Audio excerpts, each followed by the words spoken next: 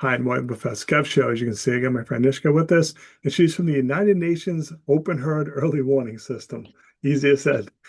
Hello, my friend. Welcome to the show. Hi, I'm so glad to be here.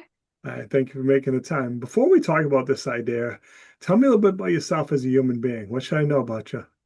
Sure. So, hi everyone. My name is Nishka. I'm in grade 10 and I love to sing. I'm super into fintech and space right now. So, I want to talk a little bit about United Nations Open Herd Early Warning System. How did this all come about? Was this part of a competition?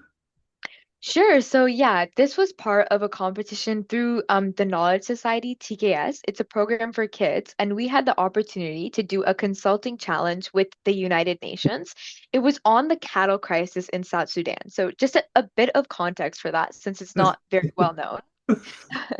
In many communities within like South Sudan, cattle aren't just assets. They represent income, food security, and stability.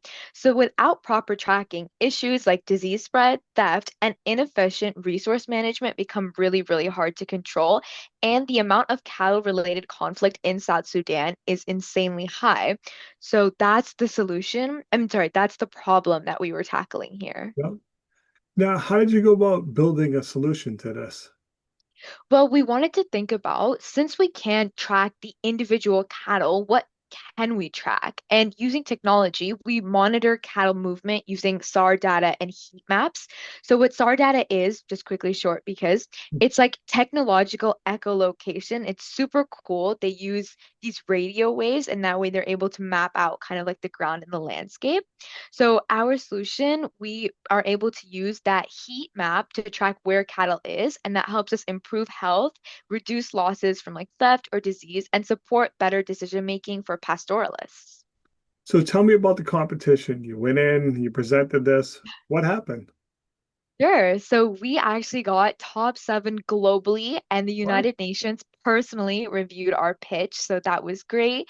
It was done in levels. So first we won top 5 Toronto, then top 5 decks from all TKS cohorts around the world would be sent. Out of that, they would pick 7 decks that the United Nations would get to personally review. So yeah. Wow. That sounds like an amazing experience. It was so great, and I'm so thankful for the opportunity to help these people. So tell me about when you got to the top and won. What was that experience like? Were you competing? How many teams were you competing against? Do you remember? I would say we were competing against maybe, wow, I would maybe like 1,000 That's what I'm saying. It's teams. not like it's just you and one other team and you won. You know what I mean? No, no, no, no. No. There were so many, like all TKS students globally were competing in this challenge. So it was crazy. It was super competitive. Even within our Toronto cohort, there were so many great decks. Now, is this an idea someone's going to pursue?